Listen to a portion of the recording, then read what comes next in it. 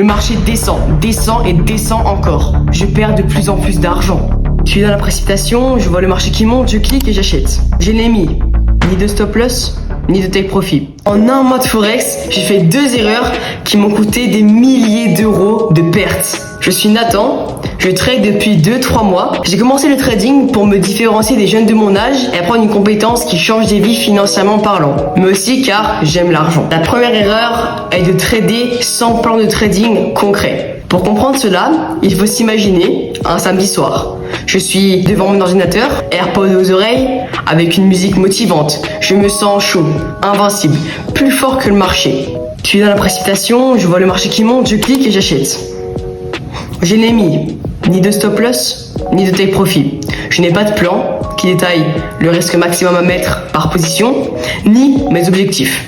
Puis, en quelques minutes seulement, le marché descend et descend encore. Je perds énormément d'argent. Donc, la leçon que je tire de cet échec est de trader avec un plan bien précis, détailler mes attentes et surtout avec un risque calculé par rapport à mon capital. Avant de vous raconter la deuxième erreur ultra importante qui m'a coûté le plus cher en trading, n'hésite pas, si mon travail te plaît, à t'abonner. Allez, je te remets à la fin de la vidéo. La deuxième erreur que j'ai faite, et une qui m'a coûté le plus d'argent, est de trader sans avoir fait d'analyse fondamentale et macroéconomique. Très rapidement, pour ceux qui ne savent pas, une analyse fondamentale et macroéconomique, c'est simplement une analyse sur des informations importantes selon le marché financier sur lequel tu vas trader. Par exemple, moi en Forex, donc en euro USD, ça va être sur les banques centrales, le taux de chômage, le PIB d'un pays, la géopolitique, les annonces économiques, les guerres commerciales, tout ce qui pourra faire bouger le marché. Et à mes débuts,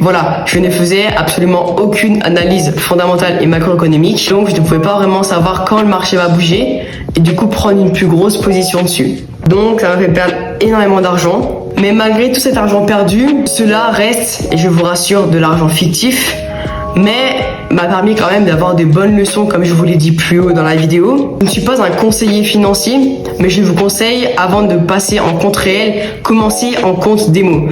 Cela pourrait être un détail assez bateau, mais beaucoup d'autres personnes veulent faire les pros dans les comptes normaux, réels, à mettre des grandes sommes et tout, mais perdent tout, ils se crachent, ils se crament, parce qu'ils sont pas allés tester leur stratégie, leur niveau, leur hypothèse en compte démo. Et toi, si tu débutes en trading, dis-moi en commentaire quel a été ton plus gros doute, et je ferai sûrement une vidéo dessus. Voilà, c'est la fin de cette vidéo. Merci d'avoir regardé cette vidéo jusqu'à la fin et n'hésite pas à t'abonner. Allez, à bientôt!